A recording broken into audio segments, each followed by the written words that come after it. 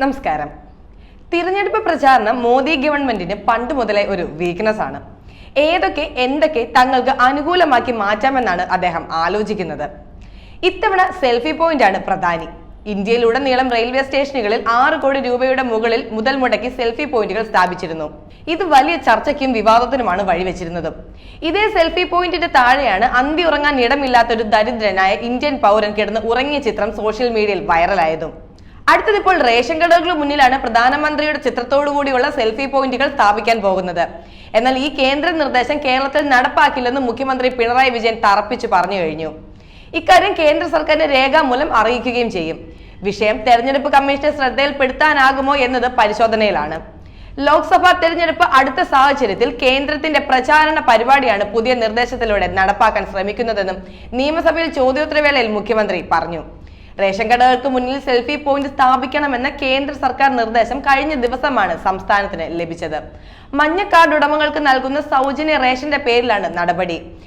മഞ്ഞ പിങ്ക് കാർഡുകാർക്ക് 7 വർഷമായി സംസ്ഥാന സർക്കാർ റേഷൻ ഭക്ഷ്യധാന്യം സൗജന്യമായി നൽകിയിരുന്നു.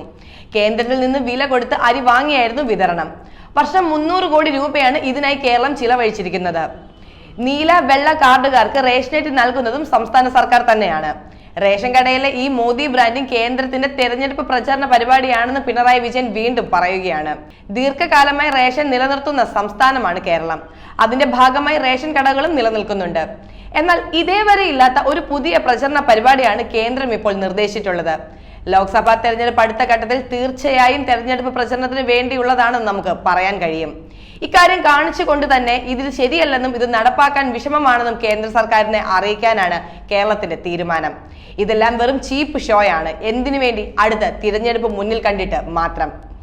ഇതൊന്നും കേരളത്തിന്റെ സൗജന്യമാണെന്ന് വരുത്താൻ സംസ്ഥാന സർക്കാർ ഇതുവരെയും ഇടപെട്ടിട്ടില്ല എന്നത് ഇതിൽ ശ്രദ്ധേയമാണ്. 2023 ജനുവരി മുതലാണ് മഞ്ഞ കാർഡുകാർക്ക് കേന്ദ്രം സൗജന്യ അരി നൽകി തുടങ്ങിയത്. തൊട്ടു പിന്നാലെ റേഷൻ ബില്ലിൽ സംസ്ഥാന സർക്കാർ മുദ്ര ഒഴിവാക്കി താമര അടയാളമുള്ള പുതിയ മുദ്ര ഉൾപ്പെടുത്തി. ഇതിന് പിന്നാലെയാണ് മോദി സെൽഫി പോയിന്റ് സ്ഥാപിക്കണമെന്ന നിർദ്ദേശവും എത്തിയത്. മോദിയുടെ കട്ടൗട്ടും മോദിയുടെ ഗ്യാരണ്ടി എന്ന് പറയുന്ന ബാനറും ഉൾക്കൊള്ളുന്നതാണ് സെൽഫി പോയിന്റ്. ഇത് തയ്യാറാക്കി നൽകാൻ FCIയെ ചുമതലപ്പെടുത്തിയിട്ടുമുണ്ട്.